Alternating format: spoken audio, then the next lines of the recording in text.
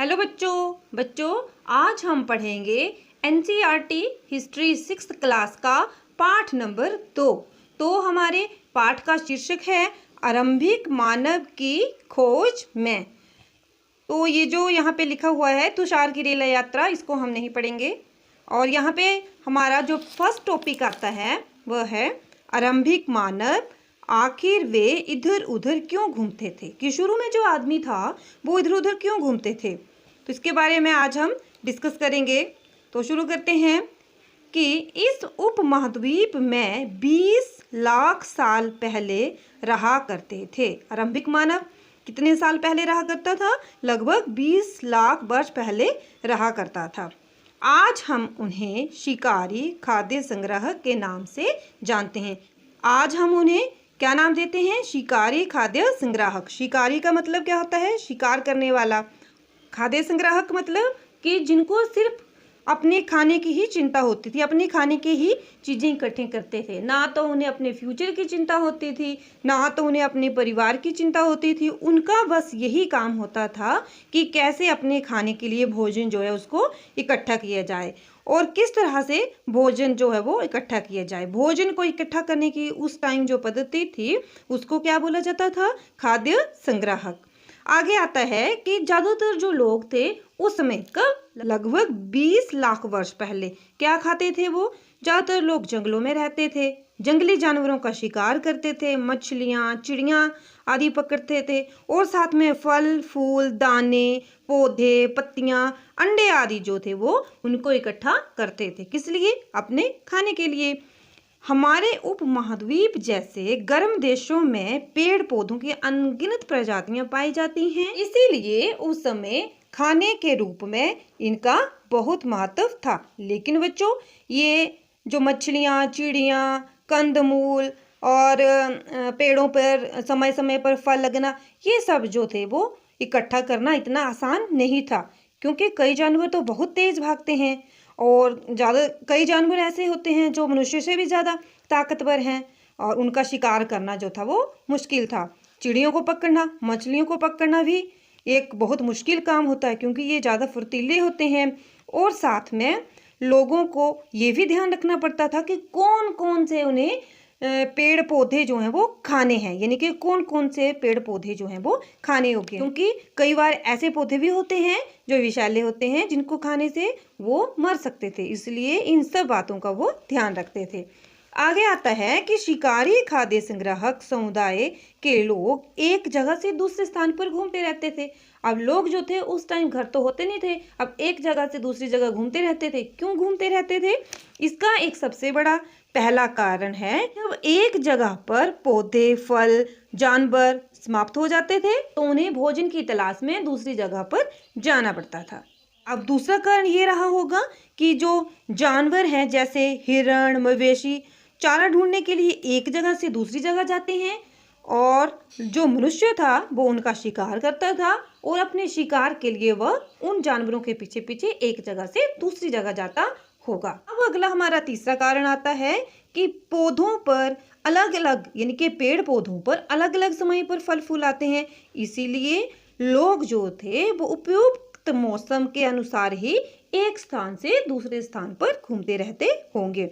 अब चौथा कारण आता है कि पानी के बिना कोई भी नहीं रह सकता है। जैसे बच्चों आपको पता है, पानी के बिना ना तो पेड़ पौधे रह सकते हैं, ना तो हम लोग रह सकते हैं। और कई बार क्या होता होगा, और आजकल भी जैसे होता है कि जो झरने तथा नदियां हैं वो बरसाती होती हैं, यानी कि जब बारिशें होती हैं तो चलती हैं, उसके बाद सूख जाती हैं।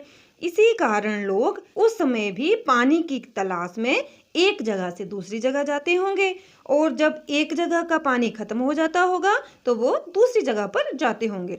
इसके अलावा लोग जो हैं वो अपने नाते रिश्तेदारों या मित्रों के साथ मिलने के लिए भी एक जगह से दूसरी जगह जाते होंगे। और बच्चों, साथ में आपको ये भी ध्यान रखना है कि उस समय ज़्यादातर लोग जो थे वो पैदल ही यात्राएं करते थे, पैदल ही जाते थे। अब हमारा अगला टॉपिक आता है आरंभिक मानव के बारे में जानकारी कैसे मिलती है, कि शुरू में यानी कि लगभग 20 लाख वर्ष पहले जो मनुष्य हुआ उसके बारे में हमें जानकारी कहाँ से मिलती है। पुरातत्वविदों को यानी कि जो पुरानी चीजों का अध्ययन करते हैं उनको कुछ ऐसी वस्तुएं मिली हैं जिनका निर्माण या उपयोग शिकारी खाद्य संग्राहक, शिकारी को हम अखेटक भी बोल सकते हैं, खाद्य संग्राहक किया करते होंगे। यानी कि शिकारी मतलब अखेटक, अखेटक मतलब शिकार करने वाले, संग्राहक खाद्य संग्राहक मतलब उनको फल फूल या अपने लिए भोजन इकट्ठा करने वाले। उस समय के कुछ अवशेष बच गए होंगे, उनसे हमें जानकारी मिलती है।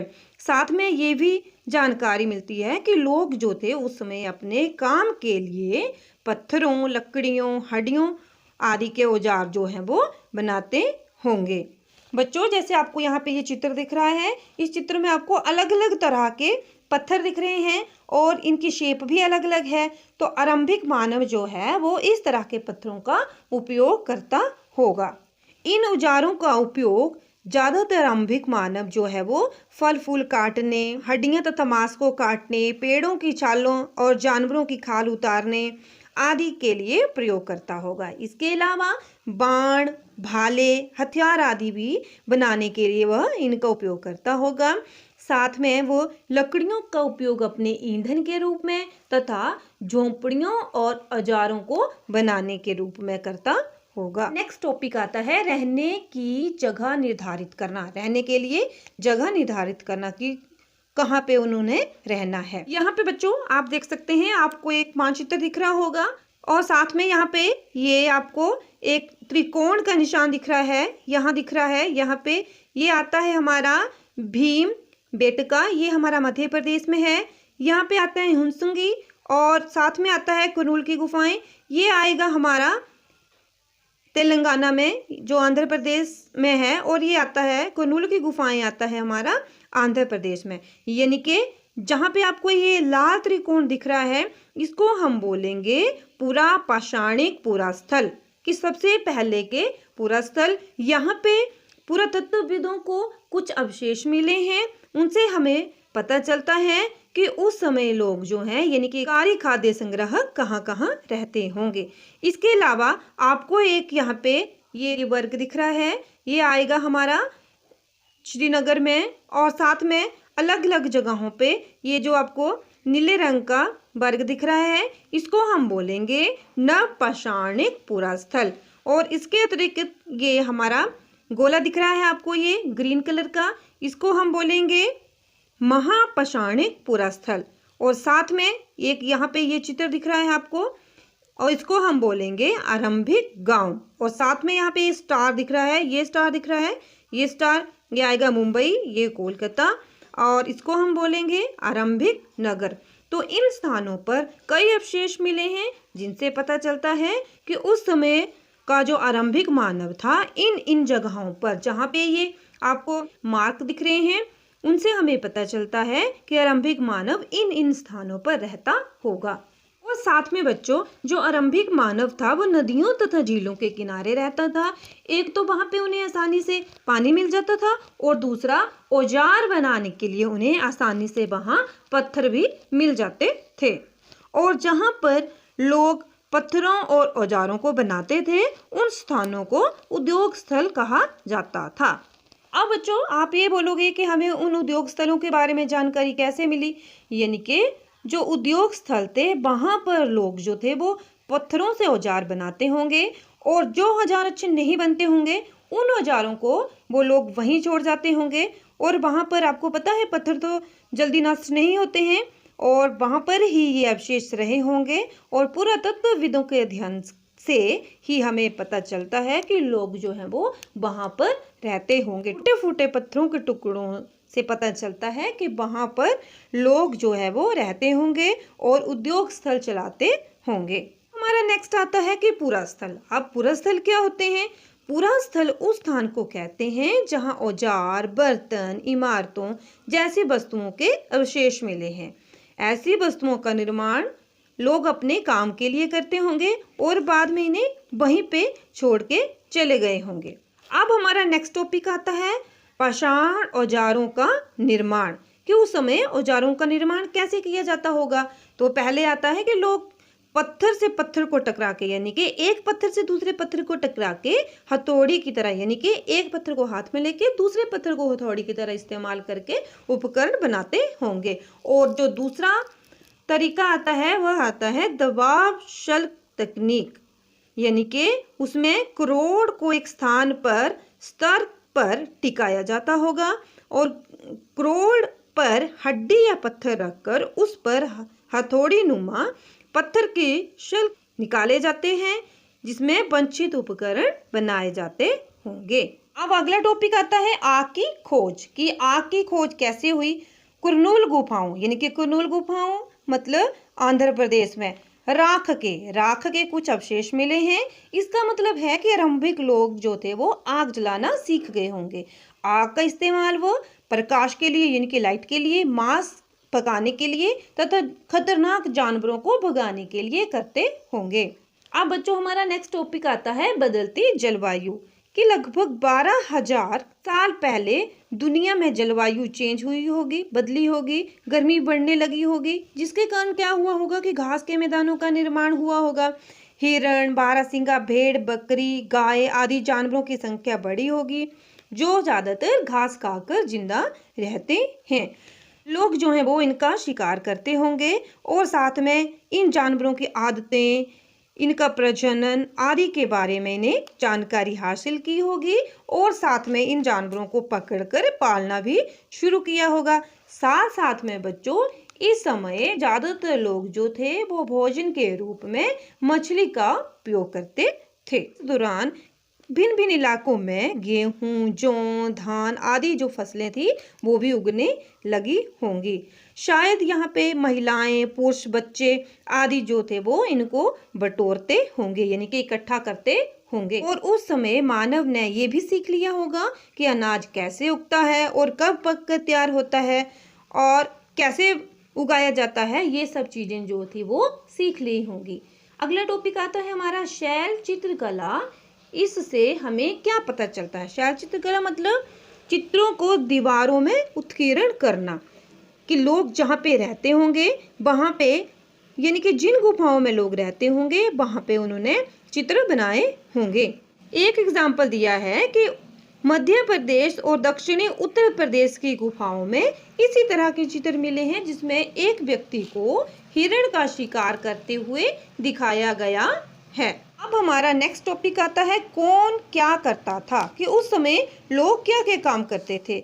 आरंभिक लोग शिकार तथा फल फूल का संग्रह करते थे, यानी कि फल फूल को इकट्ठा करते थे। और तो उनको कोई काम था नहीं, स्कूल जाते नहीं थे वो, और साथ में अपने भविष्य की उन्हें कोई चिंता नहीं थी।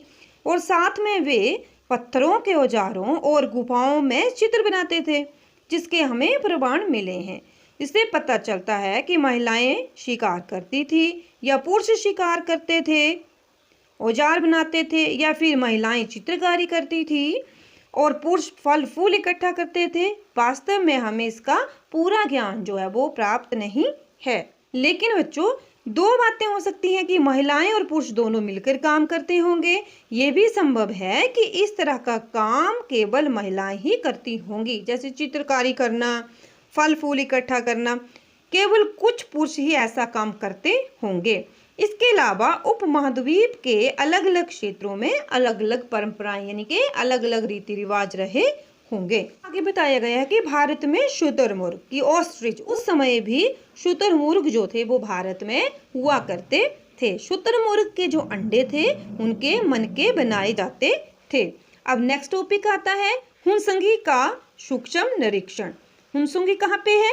हुनसुंगी जो है वो आधुनिक कर्नाटक में है। यहाँ पर पुरा पाषाण युग के कई पुरास्थल मिले थे। कुछ पुरास्थलों से अलग अलग कार्यों में लाए जाने वाले कई प्रकार के हमें वहाँ पर औजार भी मिले थे। ये संभवतः आवास और उद्योग स्थल रहे होंगे, यानी कि यहाँ पे लोग रहते होंगे, उनकी फैक्ट्रीज होंगी हथियार बनाने की। कुछ छोटे पुरस्थलों में भी औजार बनाने के प्रमाण मिले हैं। इनमें से कुछ पुरस्थल झरनों के निकट और अधिकांश औजार जो हैं वो चूना पत्थरों से बनाए जाते होंगे। झरनों और नदियों के या झीलों के निकट इसलिए होते होंगे क्योंकि वहाँ पे उन्हें बढ़िया किस्म का जो पत्थर है वो उन्हें आसानी से मिल जाता होगा। तो बच्चों आज हमने पढ़ा आरंभिक मानव की खोज में। आई होप बच्चों आपको ये पूरा चैप्टर जो है वो अच्छी तरह समझ आ गया होगा। तो बच्चों मिलते हैं नेक्स्ट वीडियो में, तब तक के लिए थैंक यू सो मच।